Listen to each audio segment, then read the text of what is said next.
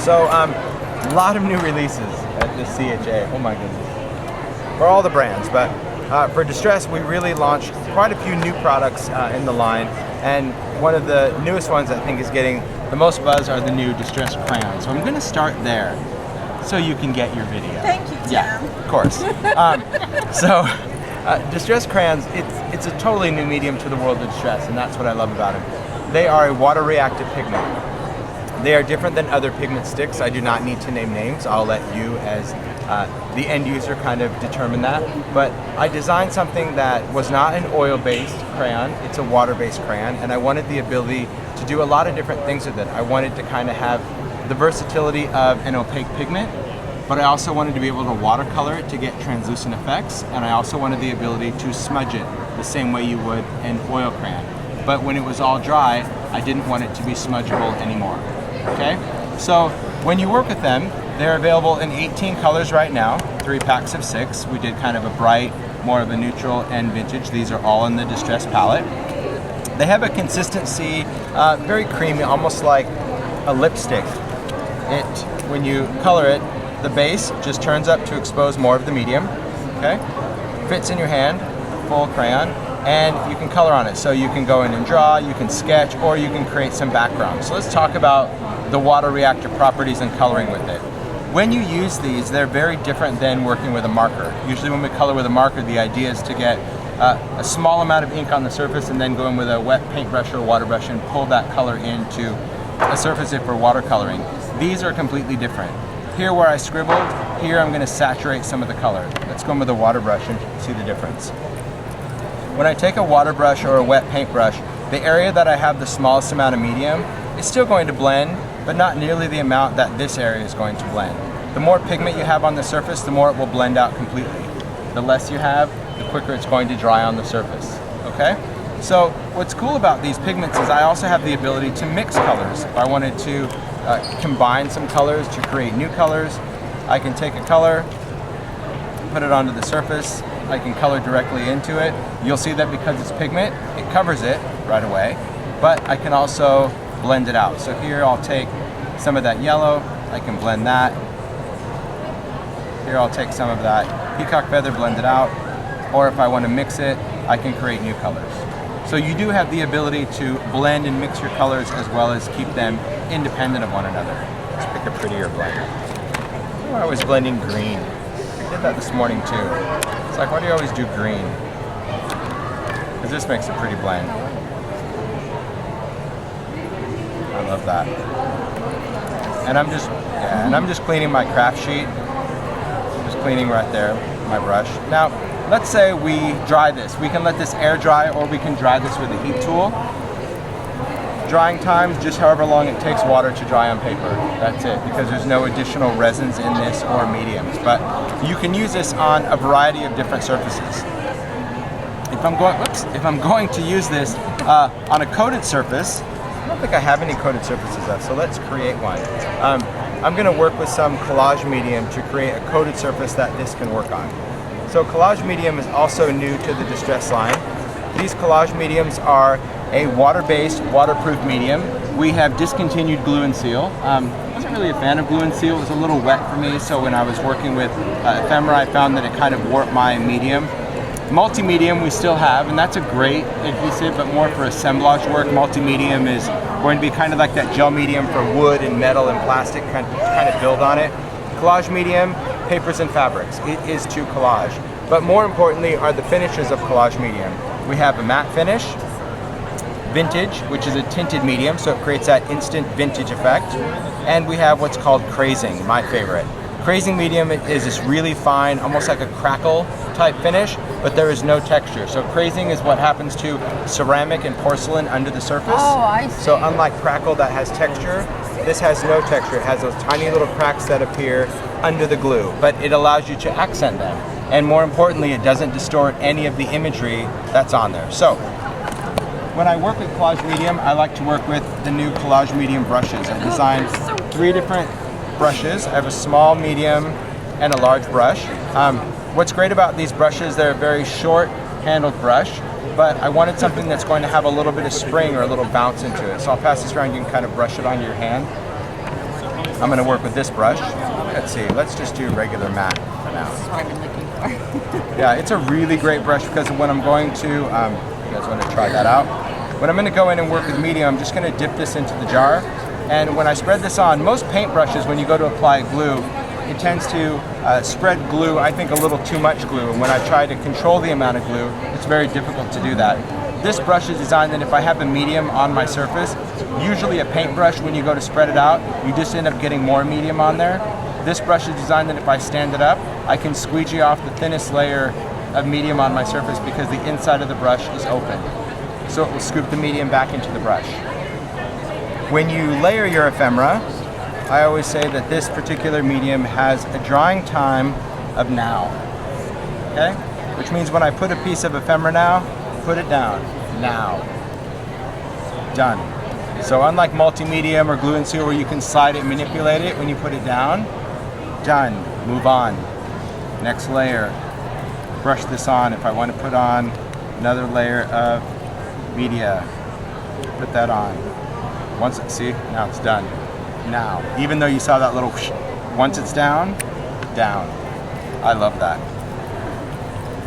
I'm just gonna brush this on. Now this is just the regular medium. I like to create some texture so you can see with my brush, I'm not putting on any more a medium, I'm just kind of going through. I can feel that it's already starting to dry and I want to create those textures. So this will allow me, if I wanted to, I can go in and create a linen pattern, or me, I'm just going kind of wonky with it.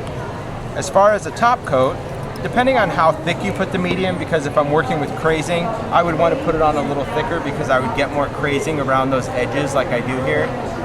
Not the same as what you do with crackle paint. We don't want to go on like peanut butter or frosting, but we definitely want it to be wetter, and you'll get more crazing really around those edges where those pieces try to layer up.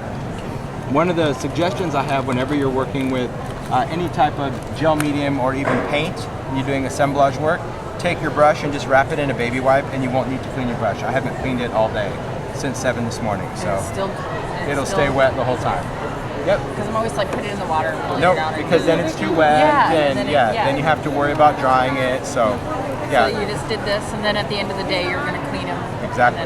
Yep. So especially when you're working on a project where you want to put some glue on, but you need to go work on something else, you don't want your brush sitting in the water, because when you take it out, you still have to get that water out, or you've thinned out the viscosity of your medium. All of the mediums are heat stable, so if you need to dry something very quick, like this, you can dry it, including the crazing. You can dry it immediately and it will still craze. So all those things we learned to do or not do with crackle paint, this is not crackle paint, okay? This is crazing collage medium. But you can use this to stick it down just like you did. Yeah, okay. All of them are the same property. But what's on top is going to do the crackling part. Correct, okay. Yep. Same with the vintage, you can place it down, so that's why you can see like around the edges, you see a little bit darker brown, because I still use that as a glue. Okay? The one thing you want to be careful of with the vintage is keep in mind it's tinted.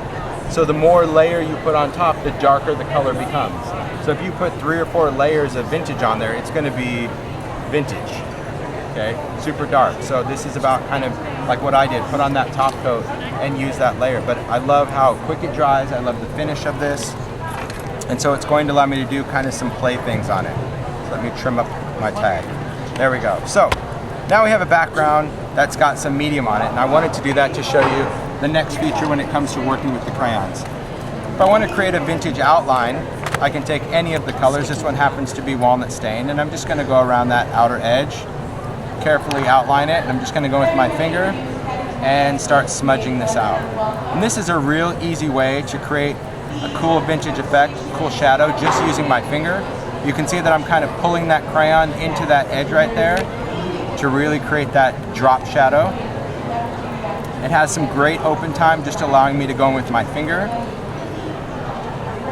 If I want to add some other colors, I can certainly go in, mix and match some different shades and colors with that. The crayon's not going to dry out, so you don't have to worry about putting the lid on right away. Just gives me a really cool effect when I'm creating some layered elements. Here's another feature that I love. We have picket fence, we have a white crayon, and what's nice about this white crayon is because it's a pigment, it can go over anything just to create that highlight. So here I can create that really cool kind of oxidized shadow over any color because it's going to show up. Now when it's dry, is it dry? Yes and no.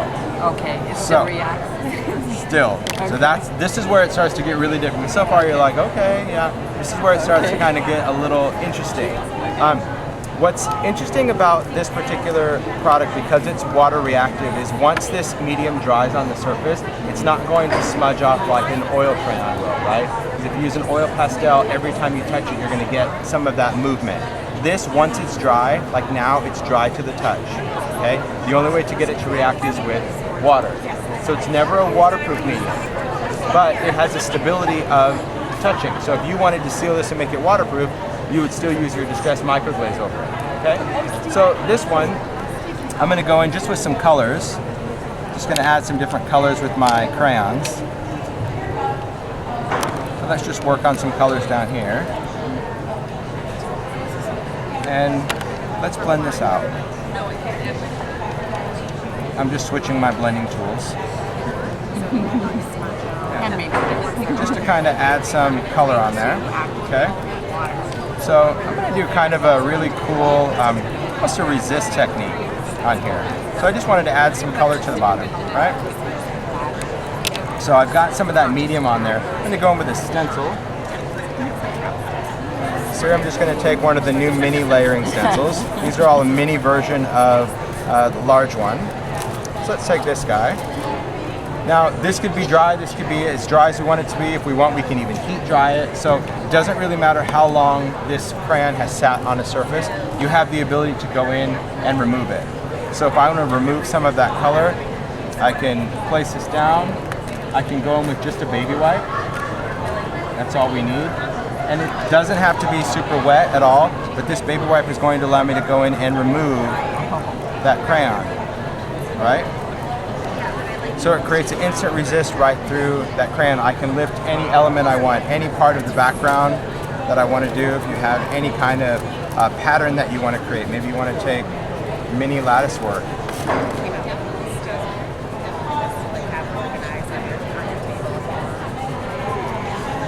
So you really have the ability to create some cool effects just using a baby wipe on the crayons. Now, we've seen them blend, right?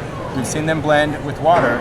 But what's important with any medium is that no matter what I create in the distress line, it always has to come back home. It must, right? So it doesn't matter if we've got new inks or new paints or new whatever, it still needs to work with the ink. So this one that I was kind of showing you that I was sampling with this, you saw in here that we went in and we watercolored that. Now that watercolor is not going to react, okay? Which means I'm gonna have the ability to ink over this. So let's take a little walnut stain. Take my ink blending tool. It could be any color of distress ink. But I love that I have the ability to go over these colors with ink. Now, when I do that, you'll see right away that the color starts to resist the ink.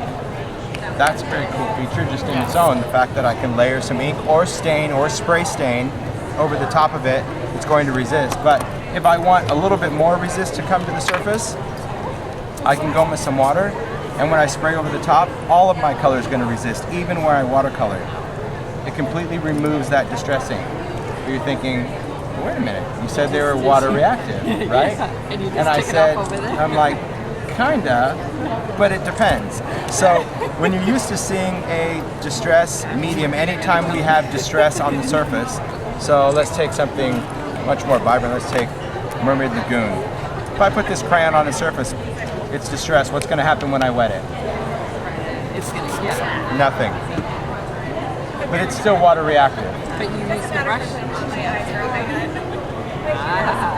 So this medium will only move with friction as well, which means if I'm putting this onto a surface, even if I accidentally wet an area, I don't have to worry about this smearing everywhere. It's only what you pull in, which is what makes it so great to watercolor with, which gives me the ability to blend with it, which gives me the ability to smudge it. Right? So it doesn't move unless It doesn't move unless you do it. Exactly. So it's completely stable when it's dry. You don't have to worry about, oh, I'm going to touch it, I'm going to smear it. It's completely dry. But if I want to move it, I can wet it and pull it off. So one of the things... Correct. So that means a lot of people are used to taking like a pigment stick and coloring a rubber stamp and spraying with water and stamp with them. You cannot stamp with these. Because if you do that, spray with water and touch it, it's not going to transfer off of the stamp because I didn't want it to. because I wanted it to be a resist with my ink. So that's a big difference. If you're used to taking those and coloring the stamp and you spray it, you're gonna stamp it and be like, it's still on my stamp. So you'd have to pretty much take your stamp and like drag it across the paper to get it to move off of your stamp, which I think defeats the purpose of that. Yeah. But I like the ability to also go in and I can create a palette. So I can color on anything I want and obviously pick up that pigment and still color with it that way. If I have metal embellishments, we had some word bands. Where did I slide them? These guys over here. You have a lot of metal accents that have words. I love that I can take any of these crayons and go right over metal and I can fill in any of those letters. So unlike working with acrylic paint where you have to wait for it to dry, this is going to be dry as soon as you're done coloring it. You can wipe it off. Yep. Done. Yep. So a really quick way to accent and highlight metal, highlight charms, highlight anything. So the Stress crayons, they're pretty cool. Yeah. I love the way they work. I think they're super interesting and a lot of fun. So yeah. Changed my Different. total view on those. I know. Everyone saw them and they were like, yeah, I don't think so. yeah. And it's like, Hey, I'm honest. It's like, yeah, it's that's all right. different. And I'm okay with people being like that because, but with me, I can't just do what's already done. I need to do it like Well, that's a little different. And for me, I love all of these products and I use them for what they do, but I found myself really wanting to try to get the opacity of paint sometimes. But sometimes, even though these are reactive with water, which I love, sometimes if I'm trying to layer a lot of colors, I'm not getting that really bright color because it's still an opaque medium. It's got, you know, kind of that dull ability. Where this looks like I sprayed a bunch of colors of ink, but I didn't. There's no ink in there. It's the fact that it still has that opaque look, but when you blend it out with water or smudge, it gives you that translucency of an now. ink. So if you don't want that to, you're gonna put. If you didn't want it to move at all, you can put distressed microglaze over the top of it, and then it would be truly waterproof. No matter what, you could do a baby wipe, whatever, it's going to be permanent on there. Yeah, so I think that's really a great feature. But this effect, super awesome for people that love to watercolor. To be able to watercolor with these, and then go over your background with hickory smoke or weathered wood or whatever, and be able to spray that and get these kind of effects. I mean, if this was not a crayon, if this was, say, broken china ink, and I went over with walnut stain, it's going to be walnut stain. Because ink over ink is just more ink. So I think it's a pretty cool feature. This paper without the medium on it, is it not as, does it do as No, well, or is no, it- absolutely. So one of the features that you have to keep in mind, we're dealing with the pigment now. So we're not dealing with the dye. So even if you want to go in and watercolor on a manila tag, it's going to blend on a manila tag, whereas a marker doesn't do that. Or if I had something really light and I'm used to coloring on watercolor cardstock, I can color on anything because it's a pigment. Game changer. Yeah, so all those things where you think, okay, if I'm using a picked raspberry distress marker, I can't color on that, it will just be brown. But all of those surfaces, regardless of what you put it on, is still going to blend with water, right? Whether it's watercolor paper, whether it's manila, or whether it's substrate sheet. So, yeah, all going to be water reactive. Thank you. They're a lot of fun. You're very welcome. That thing is so cool. Did you flip them back and forth? It's awesome. It is. Good for secondhand. So fly, yeah. So they come in color range sets? I Yes. got here a little late. Brights, vintage, and kind of an earth tone palette.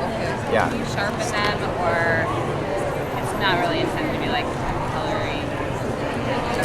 No, You're not yeah. gonna like get a sharp point and No. outline something. You'll see in a moment as soon as you understand the consistency. I feel it with your. Just draw a line with it. It's like lipstick or butter. Yeah. Yeah, so it's not going to be that heavy wax. So it's really smooth. It's really soft. Allowing you to apply that color and then smudge it in. So that's and then really it what it's can dry designed just for. like this if you don't mess Correct. Yep. So like the swatch boards there where you see the scribble and then the watercolor and the smudge, a lot of people think like, if I go and touch that crayon like I'm going to smudge it. No, once it dries, with it. You feel like you want. it would have to be water reactive. So if I want to smudge it on paper, I have to color something and then I have to go in and smudge it while that's pretty fresh on there, because once this dries, I'm going to need to wet it. It's not just going to smudge to the touch. Does that make sense? which is nice because if you still want to keep that kind of cool crayon look, once it dries, you don't have to worry about it kind of messing up your whole project. Yeah, it's really fun. Be sure to like our video and subscribe to our YouTube channel, Scrap Time Videos, to be the first to see the latest videos from CHA 2016.